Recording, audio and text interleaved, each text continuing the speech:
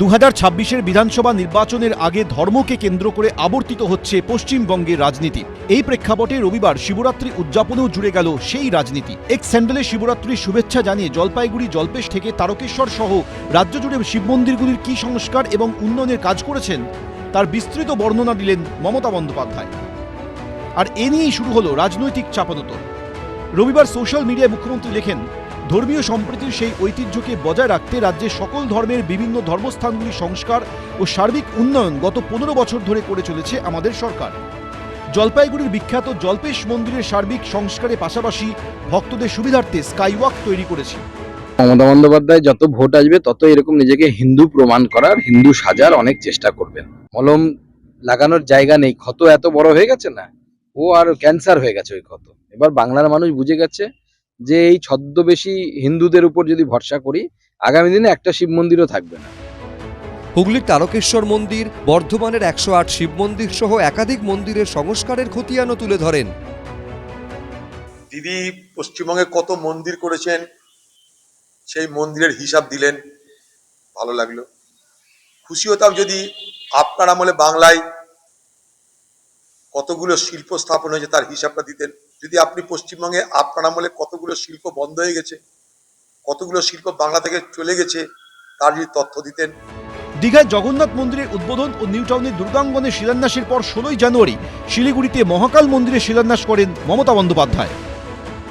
হর হর মহাদেব, রক্ষা করো মহাদেব। সেই মহাকাল মন্দিরের কথা উল্লেখ করেও রবিবার এক্স স্যান্ডেলে মুখ্যমন্ত্রী লিখেছেন, শিবের রুদ্র রূপ মহাকালকে আমাদের অন্তরের শ্রদ্ধা জানিয়ে আমরা শিলিগুড়িতে মহাকাল মহাতীর্থ তৈরি করছি। এই মহাতীর্থে বিশ্বের সর্বোচ্চ শিব মূর্তি স্থাপিত হবে। কিন্তু উনি শিলিগুড়িতে মহাকাল মন্দির স্থাপন করতে গিয়ে ওনার কাল হয়ে গেছে।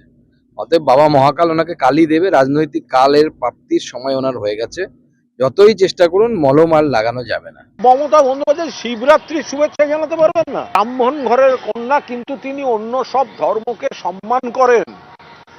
তিনি অন্য ধর্মের যেদিন যা থাকে তিনি একইভাবে তাদের আচারে বা ধর্মীয় কারণে শুভেচ্ছা দেন। সেটা নিয়ে আবার মানে বিরোধীদের সেটা কি করে গায়ে লাগতে শুরু করেছে কেন? কেন? এদিন নিমতলায় ভূতনাথ মন্দিরে পুজো দেন ত্রিপুরার প্রাক্তন মুখ্যমন্ত্রী ও রাজ্য বিজেপির পর্যবেক্ষক বিপ্লব দেব।